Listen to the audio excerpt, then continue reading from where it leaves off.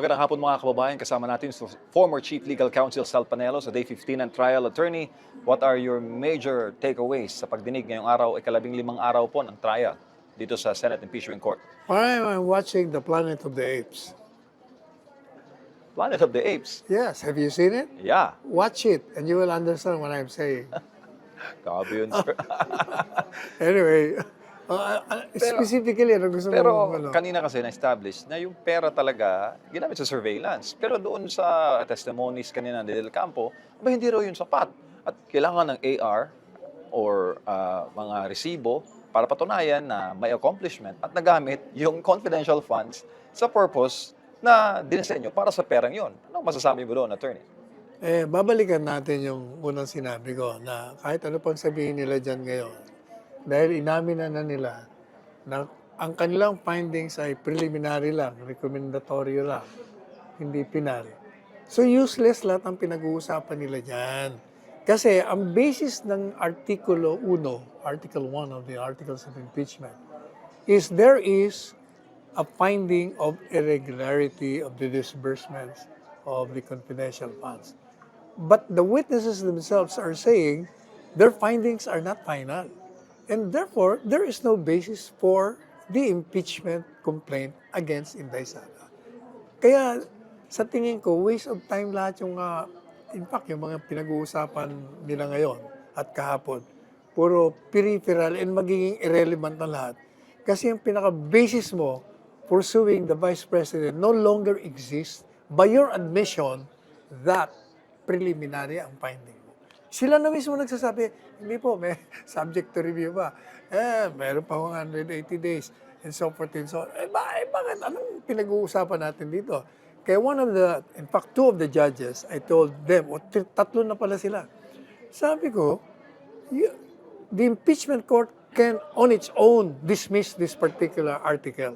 Or the defense can move for its dismissal. In fact, the prosecution can dismiss it if they are true to their duty as prosecutors.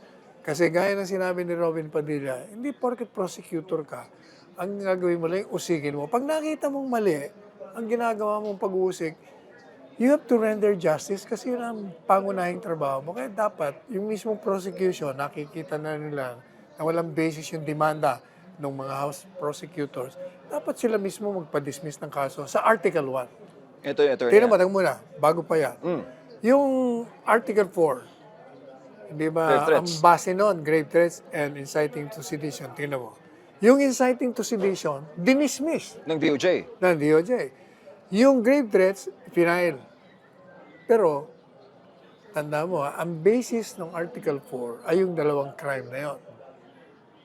Dapat, kung kinumit nila yung dalawang yon, pwede mong idemanda. Kasi may commission eh. Ngayon wala pa pinoprobahan pala. Yung isa na-dismiss na. Yung isa naman ipoprosecute pala. Ibig sabihin, hindi pa napapatunayan kung may grave threats o wala. Anong dinidemanda mo kay Inday Sara as a ground for a betrayal of the public trust? Balikan natin ng Article 1. Nabanggit po sa hearing na on appeal ang OVP sa Mother COA. Ba't may hearing pa? Exactly.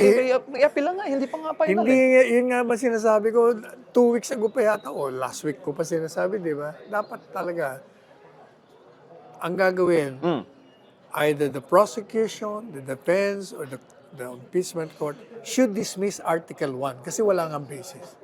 Tsaka sir, yung kailang ulit po kanina na klinaro ni Presiding Judge Chis Escudero, yung professional decisions nitong si Del Campo doon sa standards ng Joint Memorandum Circular na kanilang fina-follow in disbursing the confidential funds. Pakailang ulit na nabanggit doon na sarili niyang interpretasyon. Professional judgment and personal interpretation. How would you differ those two concepts, Attorney San? Ito ang tanong. Sino ba nagde-determine whether yung confidential funds are confidential or not? Sino ba magde-determine kung i-liquidation mo tama o mali? O hindi ba ang COA? Ang COA pa rin. Pero, ang COA, ang findings nila, palaging hindi official, hindi final. Palaging subject to review eh. Not only subject to review ng commission itself, pati ng hukuman sa taas. Kaya nga, sinasabi ko paulit-ulit, wala nga basis itong Article 1 dahil may pag-aamin na kayo. Ba't kayo nagdemanda? O, isa lang ang ibig sabihin, kaya ako nagdemanda. Gusto niyo siraan si Inday Sara, gusto niyo tanggalin bilang Vice Presidente, gusto niyo i-disqualify bilang kandidato presidente sa 2028. Bakit? Kasi sigurado, pag nanalo yan at mananalo, siguradong uusigin kayong lahat dyan. Yung mga magnanakaw, yung mga tiwali sa gobyerno, yung kumuha ng pera ng bayan. Kaya ninyo gustong siraan at tanggalin si Inday Sara. That's the long and short of it. Tsaka sir, dito po sa part, kanina yung tinalakan natin, first part yun, sa umaga. Ito sa hapon naman, isa sa mga highlights is yung tinanong yung independency ng Commission on Audit. Tinanong kasi na bagamat independent raw ang COA, isinaalang-alang dito ang resulta ng House Committee on Good Government Public Accountability sa confidential funds ng OVP. What can you say about that, sir? Kung independent, ba't sinaalang-alang yung resulta ng investigasyon ng HREP? Wala, sa totoo lang, wala Walang bearing? wala namang independent dito sa ating bansa. Walang independent dito, palaging kontrolado ng presidente. Isa lang ang hindi nag-control si Duterte kasi ayaw niyang pakialaman. Pero lahat ng presidente, maliban kay Duterte, pinakialaman ang lahat ng sangay. Sir, sa calendar of activities, nasa 90 o 92 days yung schedule ng trial. Sa bagal po ng usad at papapalit po ng mga witnesses araw-araw, do you think it would take 90 days or more than 100 days po kung ganito po kabagal ang usad po ng pagdinig? Ang tanong niya, bakit mabagal? Kaya ako mabagal, number one, yun ang mga abogado sa prosecution, hindi yung marunong magpresenta. Yung itatanong nilang 1 oras, umaabot ng 3 oras. Kasi, pag may tinanong sila sa witness, at sumagot ang witness, uulitin nila yung sagot. Sabi mo, ay ganito. Ito ang tanong ko. Sasagot na naman. O, sabi mo, ay ganito. Talagang aabutin ka ng siyam-siyam. Pangalawa, yung presiding officer, pinapayagan niya lahat ng mga kalokohan na ginagawa ng prosecution. Yung mga irregular na prosedimento, payag siya. Yung mga snide remarks, yung paninira, yung pangangampanya ng mga prosecution lawyers, pinapayagan niya. Kaya nagtatagal, nagdidebate sila eh. Kayo yung spanking kanina, di ba? Parang na-flag ni Attorney Ferrer na as lawyers, we should respect each other. We're sisters in profession. Parang gano'n, Attorney. Alam mo kasi, MJ, ang naglalaban sang matanda at sang bata. Kaya sinasabi ni Escudero, hindi ako nag-a-agree sa kanya sa lahat ng mga sinasabi niya, pero this time nag-a-agree ako. Talagang may diferensya ng labanan ng bata at saka matanda. Kasi yung mga matatanda, kailangan talagang... Ewan ko ba? Sige, Attorney. Kaya mo yan. Ang gamit na term kanina, generational gap. Generational gap eh. Kasi nga talagang malayo eh. Malayo. Hindi niya maintindihan yung bata. Yung bata naman, tinatawanan lang yung matanda. Kaya sabi ko, manood ka ng Planet of the Apes, maintindihan mo kung bakit ako napapanood ko yung Planet of the Apes. Article 1 and Article 4, 15 days of trial. What are your thoughts, Attorney? At anong mensahe po ninyo sa taong bayan? Ito bang reklamo na ito ay solid? Your final say, sir. Wala nga eh.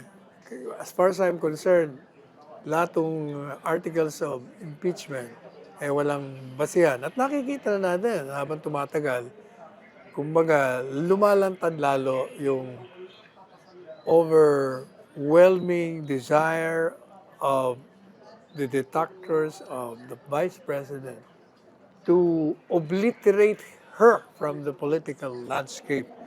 Kaya, alam mo ba na bumagsak ang rating ng mga nanonood sa impeachment? Oo nga, parang may... In fact, pati yung mismong loob ng impeachment court, halos wala na ng tao. Pati yung tingnan mo yung prosecution lawyers. Dati puno yun eh, ngayon wala pa sa kalahati. Pati yung nanonood sa gallery, ganun din. O, anong ibig sabihin? Ibig sabihin, hindi sila kontento sa nakikita nila. Mukhang nakikita nila na ito'y moro-moro lang. Talagang gusto lang siraan si Inday Sara. Thank you, sir.